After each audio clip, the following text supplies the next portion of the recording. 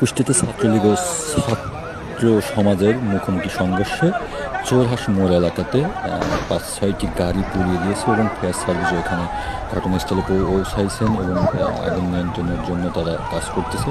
এবং কুষ্টিয়া পুলিশ সহ DB police এবং এনএসআই ডিএসবি এবং আনুষঙ্গিক গণমাধ্যম কর্মীরাও কিন্তু তারা দেখতেছেন যে কাজ করতেছে এবং সব মিলে দেখতে পাচ্ছেন যে চোখের সামনে কিন্তু দাও দাও করে আগুন জ্বলছে এবং আগুন কিন্তু কালো যে ধোঁয়াটা সেটি কিন্তু উঠতেছে এবং ছাত্র সমাজ কিন্তু তারা একটি দাবি করতেছে যে ছাত্রলীগ যে তাদেরকে আতঙ্কিতভাবে হামলা করছে লাঠিসোঁটা নিয়ে তাদের দিকে এগিয়ে যাচ্ছে, এই দিক থেকে তারা কিন্তু আসলে নীরবতা ভূমিকা পালন করছিল। পরে যখন আসলে তারা গায়ে চড়ে বসেছে তখন কিন্তু এই ছাত্র সমাজ তাদের দিকে হামলা করেছেন এবং পাল্টা ধাওয়ায় কিন্তু অনেকে আহত হয়েছেন এবং অনেকে দৌড়ে পালিয়েছেন এবং তাদের মাঝখান থেকেও অনেকে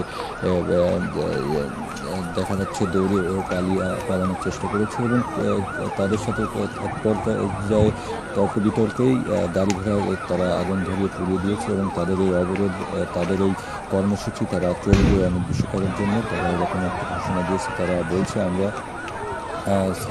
ছাত্র কখনো কাউকে এভাবে আঘাত করতে পারে না, ছাত্রলীগ আমাদেরকে আঘাত করেছে তাই আমরা তাদেরকে আঘাত করেছি। আপনারা দেখতে পাচ্ছেন চোখের সামনে কিন্তু আগুন দাউ দাউ করে জ্বলতেছে এবং ছাত্র সমাজ কিন্তু তারা চোরহাঁস মোড় যে প্লেন চত্বর আছে সেই চত্বর কিন্তু তারা দাঁড়িয়ে তারা স্লোগান দিচ্ছে যে তুমি কে আমি কে, রাজাকার রাজাকার। ছাত্রলীগও কিন্তু তারা তাদেরকে পাল্টা একটা জবাব দিয়েছেন এবং তারা কিন্তু ছাত্রলীগও কিন্তু মিছিল করেছেন।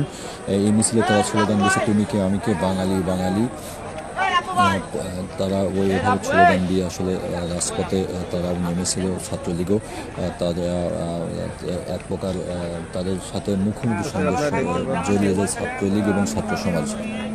সব মিলে দেখতে পাচ্ছেন এখানে কিন্তু প্রচুর পরিমাণে পুলিশ আছেন এবং তারা কিন্তু বিষয়টি নিয়ন্ত্রণে নিয়ে আসার চেষ্টা করতেছে এবং তারা কিন্তু দুই গ্রুপকেই আসলে ছত্রভঙ্গ করার চেষ্টা করতেছে।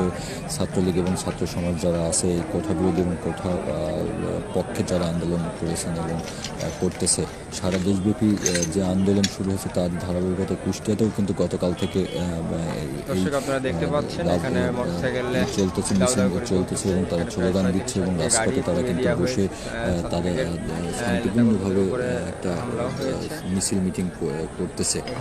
সব মিলে দেখতে পাচ্ছেন আমরা কিন্তু দূর থেকে আসলে ভিডিও করতেছি, কাছে গিয়ে আপনাদেরকে ভালোভাবে দেখাতে পারছি না এবং দেখানোর চেষ্টা করবো। অবশ্যই আমাদের সঙ্গে থাকুন এবং আমরা আপনাদেরকে সব মিলে সব কিছু ঘুরে দেখানোর চেষ্টা করবো কুষ্টিয়ার এই পরিস্থিতি এবং সব দিক তুলে ধরবো আপনাদের মাঝে। আপনারা আমাদের সাথে থাকুন এবং লাইক শেয়ার কমেন্ট করে বিষয়টি আরও মানুষের চোখে এবং মানুষকে দেখানোর জন্য চেষ্টা করুন এবং করুন। আপনারা যে দূর দূরান্ত থেকে দেখছেন তারা কিন্তু যারা দেখতেছেন তাদেরকে আমরা আহ্বান জানাবো যে কীভাবে দেখতে পাচ্ছেন যে রাস্তায় মেন সড়ক ফোর লেনের যে সড়ক এই সড়কের পাড়ে কিন্তু গাড়ি আগুন ধরে পড়তে আপনি দেখাতে চেষ্টা করবো। এই পাশে কিন্তু দুইটা গাড়ি এবং এই যে এই পাশে কিন্তু তিনটা গাড়ি, এই গাড়িগুলোতে কিন্তু আগুন ধরিয়ে দিয়েছে ছাত্র সমাজ কিন্তু এখনও কিন্তু তারা এখান থেকে ছাত্র ভাঙেন। এই যে আমি যেই আগুনটি বল দাদাকে জ্বলতেছে এখানে কিন্তু তিনটা গাড়ি এবং এই পাশে কিন্তু একটা টোটালি মনে হয় 5টা গাড়ি আগুন ধরে পুড়িয়ে দিয়েছে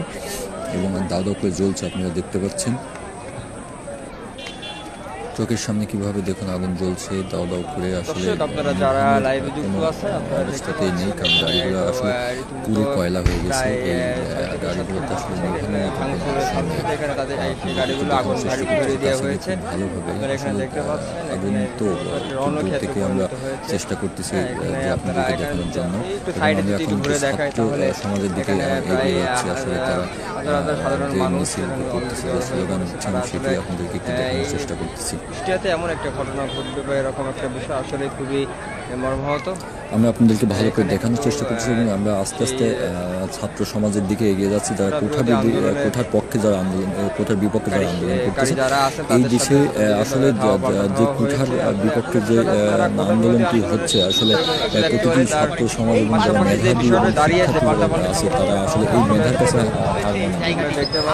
হার মেনে গেছে। কারণ মুক্তিযোদ্ধা কোটা, মহিলা কোটা, প্রতিবন্ধী কোটা, এই যে 56 রকমের বা 56% যে কোঠা, এই কোঠাতে আসলে তারা মেধায় আসলে চাকরি পাচ্ছে না। তাই নিয়ে এই আন্দোলনটি কিন্তু প্রথম মদনপুর গেট থেকে শুরু হয়ে কিন্তু তারা আস্তে আস্তে স্টেডিয়াম মাঠ থেকে কিন্তু চৌরাস দিকে কিন্তু তারা শান্তিপূর্ণভাবে মিছিল নিয়ে যাচ্ছিল। এবং ছাত্রলীগও কিন্তু চৌরাস মদনপুর মোড় থেকে কিন্তু তারাও কিন্তু শান্তিপূর্ণভাবে একটি মিছিল নিয়ে তারা তাদের কার্যালয়ের দিকে যে বঙ্গবন্ধু মার্কেটের দিকে তারা গিয়েছিলেন।